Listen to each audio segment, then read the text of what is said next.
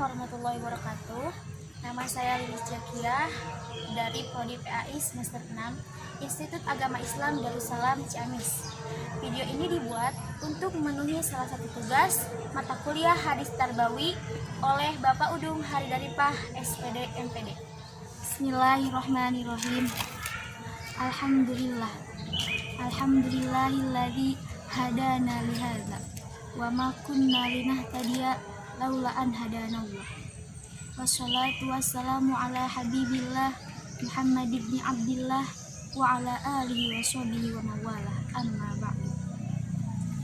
Sahabatku dimanapun kalian berada, insya Allah pada kesempatan kali ini saya akan menjelaskan mengenai salah satu dari dosa besar, yaitu sihir.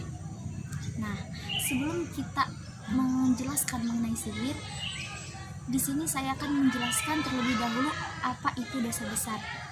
Nah, dosa menurut Kamus Besar Bahasa Indonesia adalah perbuatan yang melanggar aturan Allah atau agama. Nah, di dalam Islam, dosa merupakan perbuatan yang dilakukan oleh mukallaf yang keluar dari aturan Allah Subhanahu wa taala. Nah, dosa besar di sini mempunyai dua kata, yaitu dosa dan besar.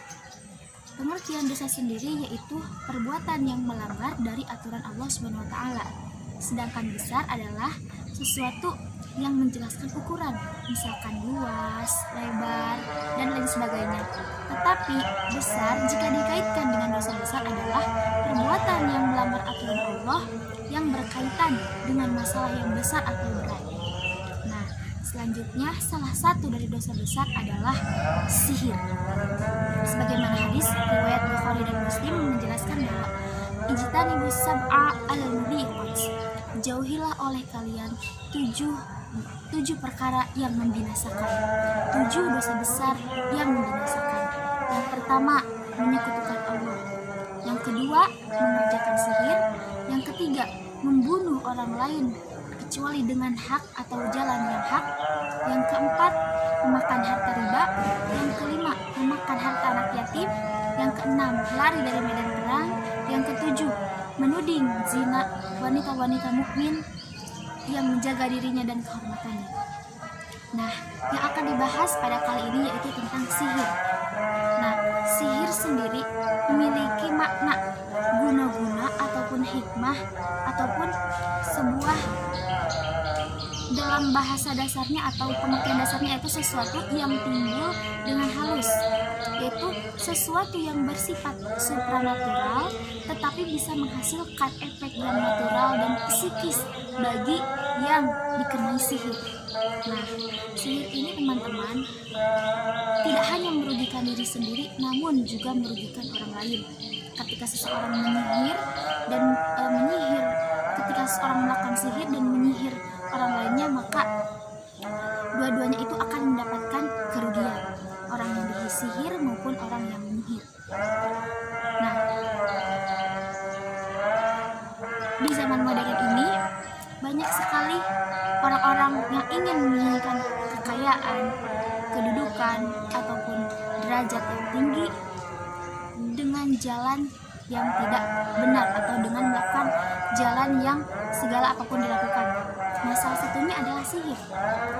Nah, mungkin sihir ini bukan sesuatu yang tabu atau klasik, tetapi masih ada di zaman sekarang orang yang melakukan sihir tetapi tidak terlihat secara gamblang ataupun secara zahir. Mereka menggunakannya secara sembunyi-sembunyi. Adapun hadis yang menerangkan orang yang melakukan sihir adalah haddus sahiri darbatu bisayfi. Orang yang melaksanakan sihir hukumannya adalah dipenggal dengan pedang. Maka sahabatku sekalian, sihir itu dapat menjadikan seseorang jauh dari kitabullah, dari Al-Quran. Ketika seseorang telah jauh dari Al-Quran, maka akan hilang pula lah tujuan hidupnya. Al-Quran sebagai the way of life, jalan kehidupan, ditinggalkan olehnya, maka dia pun akan kehilangan arah kehidupannya. Yang kedua, Allah memvonis kafir orang yang melakukan sihir. Jadi orang-orang yang melakukan sihir pun akan dicap kafir oleh Allah Subhanahu wa taala dan pastinya tidak akan masuk dalam surga. Yang ketiga, orang yang mempelajari dan mengamalkan sihir tidak akan mendapatkan keuntungan apapun. Jadi ketika mereka ingin kedudukan ataupun kekayaan dan menggunakan sihir, itu hanya akan menyengsarakan dirinya sendiri. Hatinya tidak akan tenang dan akan selalu merasa ketika sihirnya telah tiada, maka kedudukannya pun pasti akan binasa. Jadi janganlah menghalalkan segala cara hanya ingin mendapatkan kedudukan, kekayaan, menggunakan jalan yang tidak baik. Yang keempat yaitu ditiadakannya keimanan dan ketakwaan dari dirinya. Ketika seseorang telah mengamalkan sihir, maka ditiadakan keimanan dan ketakwaannya. Maka hilang pula lah jalan hidupnya, hilang pula lah kehidupannya, dan hilang pula lah mata hatinya dari Allah SWT. Maka sahabatku, dimanapun kalian berada, jauhilah perkara-perkara yang mendekatkan kita pada sihir, karena sihir akan menjauhkan kita dari arah tujuan hidup kita, yaitu Al-Quran, dan juga akan menghilangkan keimanan dan ketakwaan kita kepada Allah SWT. Oleh karena itu, sahabatku, dimanapun kalian berada, maka jauhilah perkara yang dapat mendekatkan kita kepada sihir. Di bulan Ramadan kali ini, perbanyaklah ibadah, teruslah semangat dalam beribadah. Jauhilah perkara-perkara yang dapat mengundang maksiat. Jadi teruslah bersemangat dalam beribadah.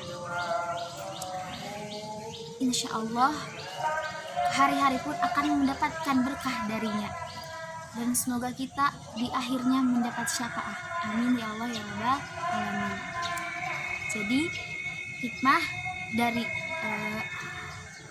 paparan saya tadi adalah bahwa kita harus selalu mendekatkan diri kepada Allah, selalu terus membaca Al-Quran, dan jauhi perkara-perkara yang mendekatkan kita kepada sihir.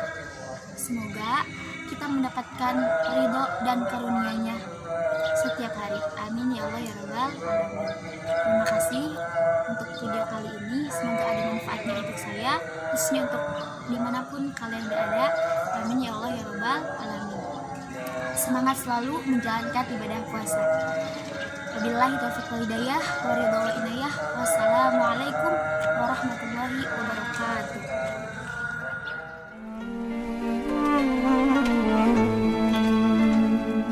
Ku menantimu saban waktu, bangkit jiwaku. Kau suluh hatiku dengan sinar kudus kasih-Mu. Ku harapkan terus bersamamu selalu.